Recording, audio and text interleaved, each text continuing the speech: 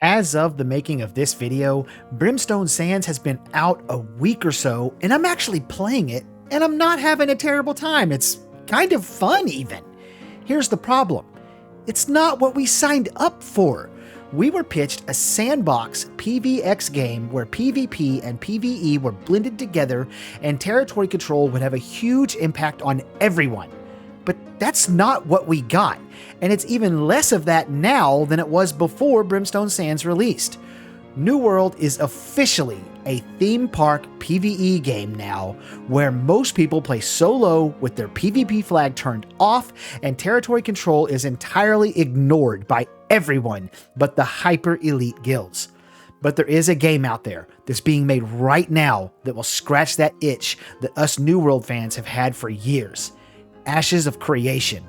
Where Amazon Game Studios let us down, leaving us a burned and charred pile on the floor, Intrepid Studios will have us rise from the ashes like its iconic Phoenix logo and fly high above the MMO skies. From the way taxes work, to how often you have to defend your territory, to how much people even engage with what's supposed to be the most important system in New World, the territory control system. Ashes of Creation has a version that appears much more fleshed out and insulated against most of the pitfalls that caused New World's downfall. So let's just start with taxes, because I know it's a big issue for a lot of players in New World. The guild that controls a territory sets the tax rate, and the tax revenue that is generated goes directly into the pockets of the members of that guild. This creates an incentive for guilds to jack up tax rates to line their own pockets, which in turn gives them a financial advantage over other guilds trying to vie for control of that territory. They already have the defender's advantage and the normalcy bias advantage. They don't need an economic advantage as well. In Ashes of Creation, cities have mayors, but the way the mayor is selected is based on what type of node the city is in, and your guild doesn't need to control that territory for you to be the mayor, nor do you even need to be the leader of your guild for you to be the mayor. And best of all, while the mayor does set the tax rate, the money goes into the city's coffers, not the mayor's. He can't just stuff it into his pocket. It has to be used for city business, constructing new buildings, launching caravans, preparing defenses, and things like that.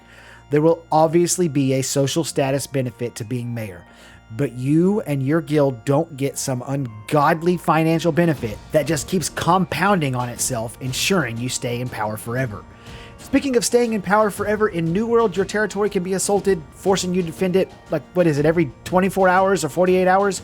You're constantly being attacked and having to spend your time and energy organizing who is going to defend and make sure people will make it for scheduled war times.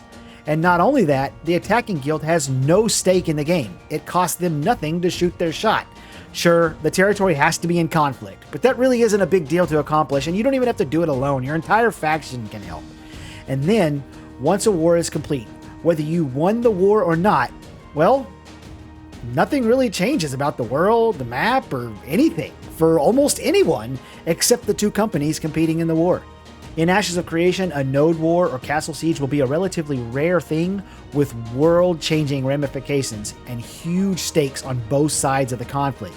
You can't just wage war on another node with no skin in the game.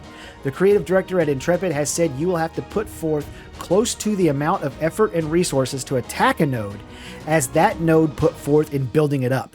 And then, win or lose, that node can't be attacked again for a month. It gives the victor time to enjoy their spoils, but not enough time to get too comfortable. Content is locked and unlocked in this way as well, by players leveling or destroying nodes.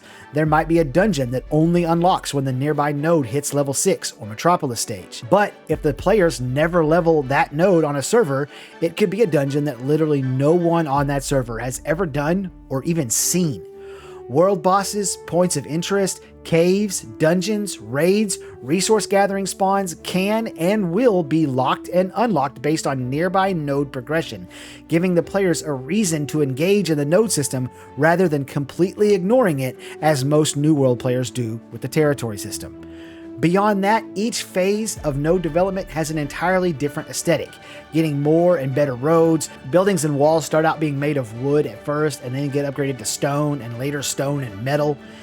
And the cultural design of the building will be influenced by the race that contributed the most to leveling the node.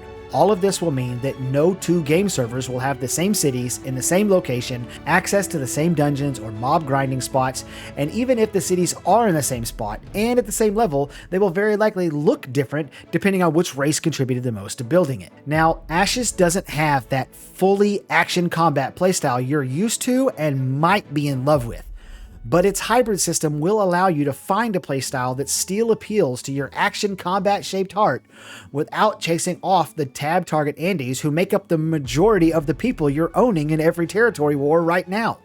You still get the mostly action combat, but you also still get the boomers who don't know how to click heads. What's to lose? I'm not saying you need to abandon New World right now and spend the next 6 months living in the Ashes Discord until your mom kicks you out of the basement. I'm saying maybe you could keep playing New World for now. And on the side, you could learn about some of what Ashes has to offer, so you'll be better prepared when it launches. And wouldn't you know it, I happen to know a content creator with lots of videos explaining Ashes systems and speculating on how all those systems will play out. I'm a super nice guy and very humble and benevolent, so I'll put a link to him in the description below. Y'all go hit his subscribe button. Ashes of Creation will be a truly dynamic world the player can actually live in rather than just play in. You can and will affect the world in many more ways than the few I've described here, between the caravan system, the freeholds, castle sieges, a totally unique animal husbandry system, and of course the nodes.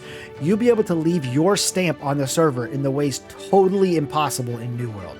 If you're interested in Ashes of Creation, you can sign up for a free account at ashesofcreation.com, or if you're the best kind of human being there is, you can sign up using my affiliate link in the description below. Thank y'all so much for watching, and I'll see you in the next one.